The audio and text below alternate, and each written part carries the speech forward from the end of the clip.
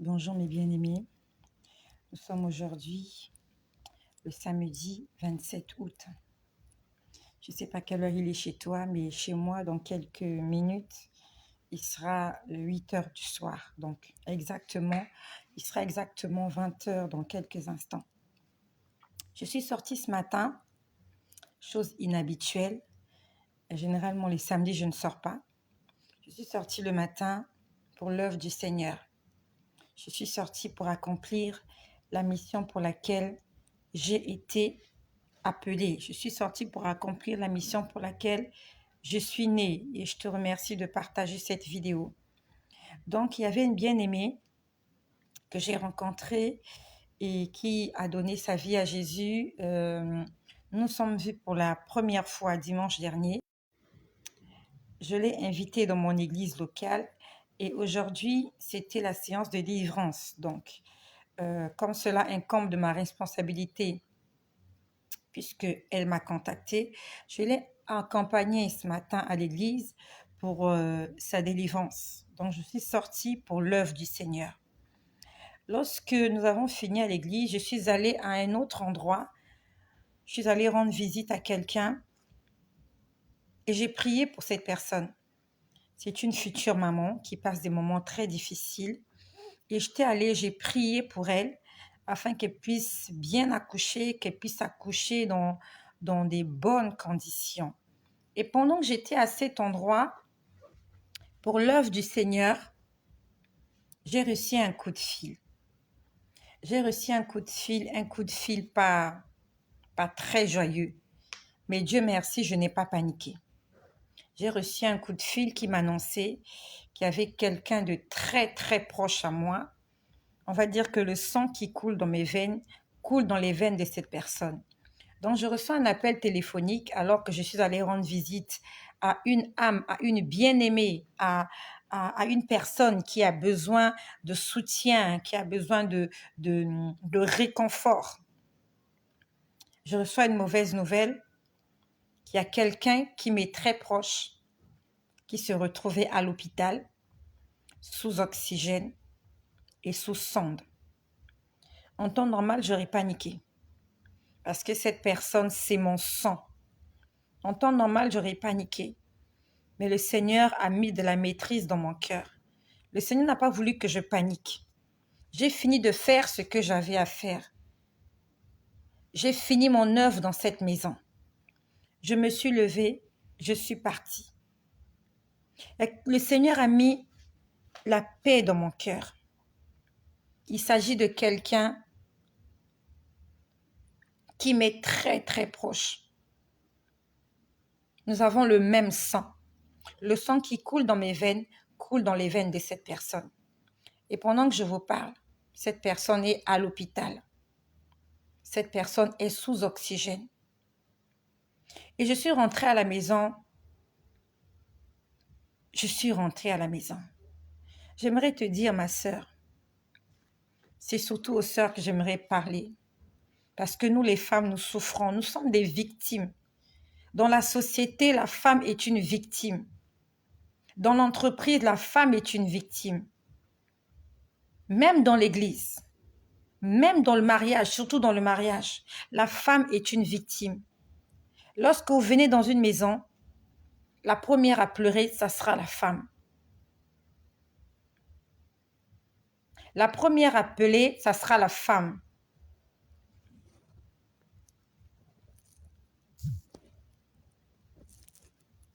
La première à pleurer dans une maison, c'est la femme. Lorsque vous allez à un deuil, les premières qui pleurent, ce sont des femmes. Je suis venue inviter mes sœurs. Nous devons être remplis du Saint-Esprit. Nous devons être remplis du Saint-Esprit de Dieu. Demande au Saint-Esprit de te remplir, afin que lorsque tu traverses la vallée de l'ombre de la mort, que tu ne craignes aucun mal, parce que sa houlette et son bâton te rassurent. Je n'ai pas paniqué. Je suis restée tranquille. Je suis d'abord rentrée à la maison. Il fallait que je parle à mon Dieu. Il fallait que je parle avec mon Père. Il fallait que mon Père me dise quelque chose. Je ne voulais pas me fier à ce que les gens m'ont dit. Je ne voulais pas me fier à ce que les médecins ont donné comme diagnostic. Je voulais que mon père me parle. Je suis rentrée à la maison. J'ai parlé à mon père. Je suis entrée dans le lieu secret. Le lieu secret, c'est ma chambre. Je suis entrée. Je me suis assise. Et j'ai dit, mon père, la nouvelle que j'ai entendue tout à l'heure, tu ne me l'as pas annoncée. La Bible me dit que tu ne fais rien sans avoir annoncé tes serviteurs, les prophètes. La nouvelle que j'ai entendue cet après-midi, j'ai dit, Seigneur, tu ne m'avais pas averti. Donc, je refuse cette nouvelle-là. Je refuse la mort. Je refuse la maladie dans ma maison, dans ma famille. Merci de mettre les cœurs. Le serpent est dans le jardin d'Éden et il ne se gêne même plus. Le serpent est dans le jardin d'Éden. Moi, je parle de Jésus. Il y a des gens qui viennent faire du maraboutage ici. Je suis entrée dans ma chambre, j'ai prié. J'ai dit, Seigneur, Seigneur, ce que j'ai entendu, ce coup de fil que j'ai reçu, je refuse. Seigneur, dis-moi quelque chose. Dis-moi quelque chose. J'ai dit, je refuse la mort. Je ne veux plus enterrer des gens. Le Seigneur Jésus-Christ a fixé la durée de vie sur terre à 120 ans. Donc, personnellement, je refuse que quelqu'un puisse mourir à moins de 120 ans. Je refuse cela. Je dis niet à tous les plans du diable. Et pendant que j'étais là en train de prier, j'ai entendu quelque chose. S'il te plaît, partage ce message. En temps normal, je ne serais pas en train de faire une vidéo. En temps normal, je serais dans la panique. En temps normal, je serais en train de chercher des solutions. Mais le Seigneur a mis la paix dans mon cœur. J'ai une paix incroyable. J'ai quelqu'un qui est là, qui est à l'hôpital, sous oxygène. Mais j'ai la paix de mon cœur. Parce que j'ai fait confiance en l'Éternel des armées. C'est pas facile, ma sœur. C'est pas facile ce que tu vis. Je sais que c'est pas facile. Je suis passée par là. Je sais ce que c'est qu'être orpheline. Je sais ce que c'est qu'être marginalisée dans la société. Je sais ce que c'est qu'être blâmé, être insulté, être traité de moins que rien par les gens dans la rue, par les gens dans la famille, par des gens avec qui tu vis, même par l'homme qui t'a épousé. Je sais ce que c'est que de se sentir trahi, cocufié. Tu es consciente que cet homme-là te trompe. Et chaque fois que tu le vois, tu sens l'odeur de l'infidélité. Je sais ce que c'est. Je sais ce que c'est que être blessé en tant que mère. Dormir la nuit, ne pas être au courant de là où sont tes enfants, je sais ce que c'est. Mais j'aimerais te dire qu'avec Dieu, nous ferons des exploits. Le Seigneur nous donne la force de supporter toutes ces tribulations, toutes ces montagnes que nous rencontrons. J'étais en train de prier là, j'ai dit, Seigneur, qu'est-ce que tu me dis? Qu'est-ce que je fais? C'est toi qui as le secret de la vie entre tes mains. J'ai entendu colonne. J'ai entendu colonne. Pendant que je priais, j'ai entendu colonne. J'ai dit, mais la colonne a fait quoi? Après, j'ai entendu les colonnes. Je me suis posé la question, pourquoi j'entends parler de colonnes? J'ai dit, Seigneur, je ne comprends pas. Moi, je prie pour quelqu'un qui est à l'hôpital. Pourquoi tu me parles de colonnes? Qu'est-ce que les colonnes viennent faire dans tout ça? J'ai entendu quelqu'un dire que la colonne de feu apparaisse, que la colonne de nuée apparaisse, que la colonne de feu apparaisse, que la colonne de nuée apparaisse. C'est comme si on me disait de déclarer, de répéter cela. Et j'ai commencé à le faire. Je n'étais plus en train de lier la maladie. Je n'ai plus lié la mort. J'ai commencé à répéter que la colonne de nuée apparaisse, que la colonne de feu apparaisse, Que la colonne de nuée apparaisse dans la vie de telle personne. Que la colonne de nuée apparaisse. Je l'ai répété pendant longtemps. Et j'aimerais que tu le répètes avec moi ce soir. Je ne sais pas qui est malade dans ta vie. Je ne sais pas quel problème tu traverses. Tu peux le répéter pour toi, pour ta famille, pour tes enfants, pour ton mari.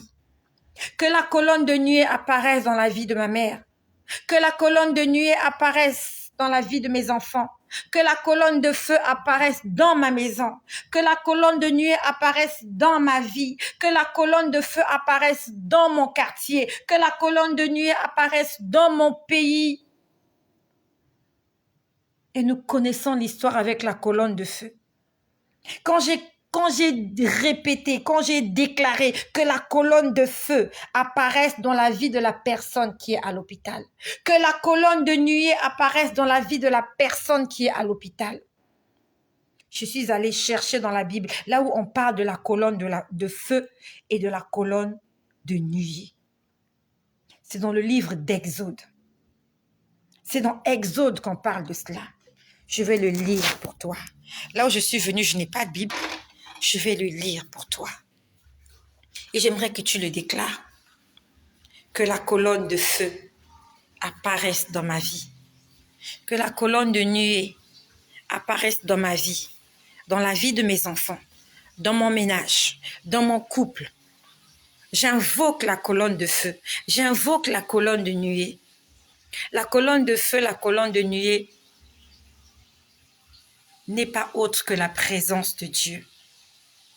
Lorsque nous lisons le livre de Exode chapitre 14, je fais la lecture.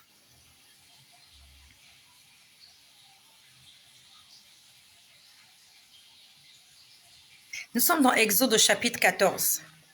Que la colonne de nuée apparaisse, que la colonne de feu apparaisse. Nous commençons d'abord par Exode chapitre 13.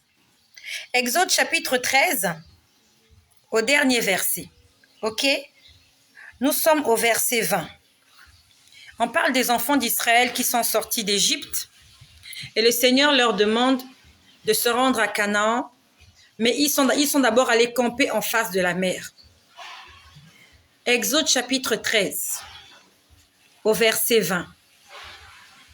Les enfants d'Israël, ils partirent de Sukkot et ils campèrent à Étan, à l'extérieur du désert. L'Éternel allait devant eux le jour dans une colonne de nuée pour les guider dans leur chemin et la nuit dans une colonne de feu pour les éclairer afin qu'ils marchassent nuit et jour. La colonne de nuée ne se retirait point devant le peuple pendant le jour, ni la colonne de feu pendant la nuit. Dès que les enfants d'Israël sont sortis d'Égypte, ils ont été conduits par Dieu sous forme de colonne. La journée, ils voyaient une colonne de nuée, comme un nuage, avec la forme d'une colonne. Et la nuit, cette colonne de nuée se transformait en feu pour les éclairer. Donc, c'était en fait leur guide. Ils n'avaient pas de boussole. Ils n'avaient pas de carte. Ils étaient guidés par Dieu. Et ce qui m'a encore fait du bien, lorsqu'on lit au chapitre 14, Exode chapitre 14, il est écrit ceci. Alors, les Égyptiens apparaissent et les enfants d'Israël sont là, coincés entre la mer et les Égyptiens. Nous connaissons l'histoire, ils se mettent à paniquer. Ils se mettent à paniquer et l'Éternel parle à Moïse, dit, demande au peuple de se calmer. Il a dit, ne craignez rien, restez en place et regardez la délivrance que l'Éternel va vous accorder en ce jour. Car les Égyptiens que vous voyez aujourd'hui, vous ne les verrez plus jamais. L'Éternel combattra pour vous et vous gardez silence. L'Éternel dit à Moïse, pourquoi ces cris parlent aux enfants d'Israël et qu'ils marchent? Toi, lève ta verge, prends ta main, élève-la sur la mer et fends-la en deux. Alors, lorsqu'on repart en arrière, nous voyons comment cette colonne de feu qui accompagnait les enfants d'Israël la journée, la nuit comme une colonne de feu, la journée comme une colonne de nuée, elle se transforme en colonne de protection. Je l'ai lu tout à l'heure. Elle devient une colonne de protection. Alors, je suis en train de chercher le verset.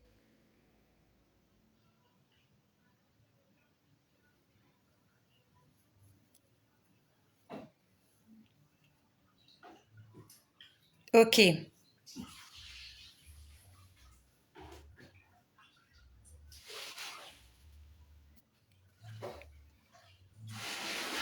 Alors, j'étais en train de lire tout à l'heure. À un moment donné, avant que Dieu ne puisse ouvrir la mer, bon, le chapitre 14, il est assez long, c'est pour gagner du temps. Donc, si tu veux, lis Exode 14 et tu comprendras. Commence à lire à partir d'Exode chapitre 13 au verset 20. Donc, on nous dit à un moment donné, les Égyptiens étaient derrière les enfants d'Israël. Et la colonne de feu, qui au départ était là pour les guider, la colonne de feu allait se mettre derrière eux. Donc, la colonne de feu n'était plus devant, mais s'est mise derrière eux. La colonne de feu s'est mise entre les enfants d'Israël et les Égyptiens. Du côté des Égyptiens, elle envoyait une nuée ténébreuse. Donc, cette même colonne de feu avait envoyé les ténèbres du côté des Égyptiens. Alors que de l'autre côté, cette même colonne éclairait les enfants d'Israël. Donc, cette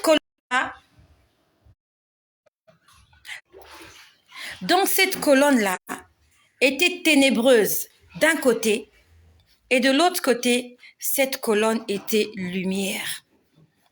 Non seulement Dieu est notre guide, il est aussi notre protection. Et tout à l'heure, pendant que j'étais en train de prier, j'ai entendu que la colonne de feu apparaisse, que la colonne de nuée apparaisse. Et c'est ce que j'ai déclaré dans la vie de cette personne qui a été admise à l'hôpital aujourd'hui. Et j'aimerais qu'on le déclare ensemble. Cette chaîne, c'est la chaîne de ma vie. C'est la chaîne de mon témoignage. Ici, je viens vous dire comment Dieu me parle, comment Dieu marche avec moi. Et s'il le fait pour moi, il va le faire aussi pour toi. Il n'y a pas de raison que ce qu'il fait avec moi, qu'il ne fasse pas pour toi. Notre colonne, c'est Jésus. Il est non seulement notre guide, il est aussi notre protection. Lorsque nous sommes en difficulté, il va derrière nous. Il va s'interposer entre le mal et nous. Il vient s'interposer entre l'ennemi et nous. Il plonge l'ennemi dans les ténèbres. L'ennemi ne voit plus rien. Et de notre côté, il nous éclaire pour que nous puissions continuer notre marche. Lorsqu'on a lu tout à l'heure dans Exode 13, on nous dit que la colonne était là en permanence nuit et jour. Il voyait cette colonne-là non-stop nuit et jour. Pour quel but? Pour que les enfants d'Israël ne s'arrêtent jamais de marcher. C'était ça le but. La colonne était là en permanence, pas seulement pour les guider, mais c'est pour qu'ils ne s'arrêtent jamais de marcher. Donc ça veut dire que dans le plan de Dieu, Dieu ne veut pas qu'on s'arrête. Quelles que soient les difficultés, que le monde dise il fait nuit, que le monde appelle guerre, Dieu ne veut pas qu'on s'arrête là. Il veut qu'on marche, qu'on avance, quels que soient les problèmes. J'invoque la colonne de nuée dans ma vie. J'invoque la colonne de feu dans ma vie. Qu'elle me guide sur le chemin. Qu'elle me guide vers le lieu de ma promesse. Qu'elle me guide vers Pharaon. Qu'elle me montre la ligne d'arrivée. Qu'elle me montre le chemin à suivre dans le désert. Et que cette même colonne de feu se mette entre mes ennemis et moi. Que la colonne de feu rende mes ennemis aveugles, que la colonne de feu plonge mes ennemis dans les ténèbres, que mes ennemis ne me voient plus, mais que moi je vois mon chemin et que je continue de marcher, quelles que soient les difficultés, quelles que soient les annonces, quel que soit tout ce qu'on m'annoncera au téléphone.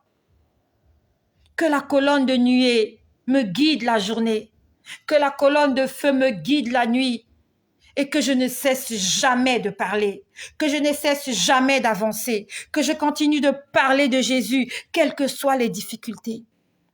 En temps normal, je ne serai pas là. En temps normal, je ne serai pas là. Je serai au chevet de cette personne. Mais je suis en train de continuer de parler de Jésus. Et je veux que le Seigneur se souvienne de moi, que malgré les difficultés, malgré tout ce que je traverse, je fais des efforts pour que cela ne puisse pas impacter dans la mission qu'il m'a donnée. Même quand mes enfants ne dorment pas à la maison, quand ils fuguent, quand j'ai des problèmes dans ma vie, même quand je suis au chômage, je continue de parler de Jésus. Et je viens réclamer sa grâce. La Bible nous dit que l'ouvrier mérite son salaire. Je réclame mon salaire, Seigneur. Parce que malgré tout ce que je vis, même quand je suis fatiguée, je me lève et je fais ta mission. Seigneur, souviens-toi de moi. Souviens-toi de moi. Je refuse que la mort vienne s'interposer à cette mission. Je refuse la maladie. Je refuse que l'ennemi se serve de n'importe quelle situation pour pouvoir m'arrêter de parler. Même quand mes proches seront à l'hôpital, je vais continuer de parler de Jésus. Parce que je sais que pendant que je suis là, c'est pas moi qui ai la solution au problème de ceux qui sont la solution. C'est Jésus la solution à l'hôpital. C'est Jésus la solution dans la vie de ceux qui sont dans le coma, dans la vie de ceux qui sont dans des salles d'opération. C'est Jésus. C'est pas ma présence qui va changer quelque chose, mais c'est la présence de Jésus dans cet endroit-là. Et je demande au Seigneur d'aller dans cette chambre d'hôtel, d'aller dans cette chambre d'hôpital, là où il y a quelqu'un qui est malade, d'aller dans cette prison où il y a quelqu'un qui est en train de souffrir, d'aller dans cette maison où il y a une veuve qui est en train de pleurer, d'aller dans la rue, là où il y a un orphelin qui est en train de pleurer, que le Seigneur Jésus-Christ intervienne, qu'il intervienne. J'ai fait une alliance avec le roi des rois. J'ai fait un deal avec Jésus. Il m'a dit, si tu marches avec moi, tu ne souffriras pas, c'est ce qu'il m'a dit. Il m'a dit, si tu m'obéis, je te ferai du bien, il m'a dit. Et je viens le rappeler aujourd'hui au Seigneur. Seigneur, je te rappelle toutes tes promesses. Tu m'as dit que si je marchais avec toi, que je n'allais plus pleurer, que je n'allais pas pleurer. Je refuse de pleurer. Je ne vais enterrer personne. Je n'enterrerai personne cette année. Je refuse d'enterrer qui que ce soit. Tu m'as pas créé pour enterrer des cadavres, Seigneur. Tu m'as pas enterré, tu m'as pas mis au monde. Seigneur, tu m'as pas créé pour cotiser dans les veillées. Tu m'as créé pour annoncer la vie. Tu m'as créé pour apporter la vie, Seigneur. Pas pour apporter la mort. Je refuse la mort dans ma maison. Je refuse la mort sous mon toit. Je refuse la mort de ma famille. Parce que j'ai fait une alliance avec Jésus. Et j'invoque la colonne de feu ce soir. J'invoque la colonne de nuée ce soir. Qu'elle me guide afin que je ne m'arrête pas. Quelles que soient les difficultés, je ne vais pas m'arrêter. Parce que j'ai dealé avec le roi des rois. Je n'ai pas signé un contrat comme on le signe là à la mairie. Des contrats de mariage qui prennent fin. Des partenariats qui se terminent mal. Moi, j'ai signé un contrat avec le roi des rois. Et j'ai une chanson à ce sujet. Il y a une chanson que j'ai composée. C'était l'année dernière. C'est une chanson que j'ai composée. J'ai signé une alliance avec le Dieu d'Abraham, d'Isaac et de Jacob, devant ton tabernacle. Je viens revendiquer ta grâce. Je confirme cette alliance avec celui qui guide ma marche dans le désert, prosterné face contre sol. Revêt-moi de la tunique du royaume de mon roi. Oui, je viens te louer, car tu m'as tout donné. Tu m'as restitué tout ce qu'on m'a volé. Tu es le bon berger qui conduit mes sentiers. Tu m'as régénéré, tu m'as délivré, tu m'as sanctifié. Oui, tu m'as donné, oui, je viens t'adorer, car tu m'as tant aimé, tu m'as restitué tout ce qu'on m'a volé. Tu es mon berger, je ne manquerai de rien. Toi l'éternel Dieu, colonne de nuée, j'ai signé une alliance. Oh, oh, avec le Dieu d'Abraham, d'Isaac et de Jacob, devant ton tabernacle. Je viens revendiquer sa grâce. Je confirme cette alliance avec celui qui guide ma marche dans le sol. Revêt-moi de ta tunique, ô toi mon roi. Oui, je viens te louer, car tu m'as tout donné. Tu m'as restitué tout ce qu'on m'a volé. Oui, tu m'as délivré et tu m'as restauré. Tu es mon berger, l'éternel de bonté, colonne de nuée qui me conduit dans le sentier. Oui, je viens t'adorer, car tu m'as tout donné. Tu m'as restitué tout ce qu'on m'a volé. Tu es mon berger, ô colonne de feu, viens t'interposer. Entre mes adversaires, j'ai signé une alliance avec le Dieu d'Abraham, d'Isaac et de Jacob, devant ton tabernacle. Je viens revendiquer ta grâce. C'est une chanson que j'ai composée. Je ne l'ai pas encore enregistrée en studio. Mais ce soir, 27 août, je l'ai chantée pour la gloire de Jésus, pour lui rappeler les souvenirs, pour lui rappeler ses promesses. J'ai signé une alliance. Seigneur, j'ai signé une alliance avec toi. Et ce soir, je viens revendiquer ce qui m'est de droit. En tant qu'épouse, j'ai des droits. En tant que fille, j'ai des droits. En tant qu'héritière, en tant que co-héritière, j'ai des droits. Seigneur, souviens-toi de mon obéissance. Souviens-toi de mes sacrifices. Et souviens-toi de l'alliance que j'ai signée avec toi. Je suis venue te fortifier. N'abandonne pas le Seigneur à cause d'une mauvaise nouvelle. Accroche-toi. C'est peut-être une épreuve. Peut-être une épreuve, voir comment tu vas réagir. Réagis positivement. N'abandonne pas Dieu à cause d'un problème, à cause d'un manque. Qui nous séparera de l'amour de Jésus? Qui va te séparer de l'amour de Dieu? Qui t'empêchera de prier le Seigneur? Est-ce le manque de vêtements? Le manque de travail? le chômage, le célibat, la tristesse, les pleurs, un mari infidèle, une femme qui t'a abandonné, des enfants désobéissants. Non! En toutes choses, lui-même, il a dit, rendez grâce au Seigneur. Et je suis venue te rendre grâce, Seigneur, ce soir.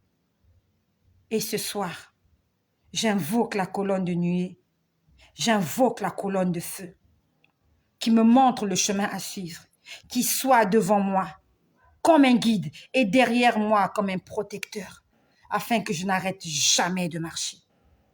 Invoque cette colonne dans ta vie, dans la vie de tes enfants, dans ta maison, dans tes entreprises. Invoque la colonne de nuée, invoque la colonne de feu, afin que tu ne t'arrêtes jamais. Que le nom de Jésus soit glorifié. Que le nom de Jésus soit glorifié. Gloire à Jésus. Gloire à Jésus pour toutes les épreuves que je suis en train de passer. Gloire à Jésus pour la force qu'il m'a donnée de pouvoir surmonter toutes les difficultés que je rencontre. Merci Seigneur Jésus. Je vous donne rendez-vous tout à l'heure. En attendant, porte-toi bien et partage ce message. Ainsi soit-il. Amen.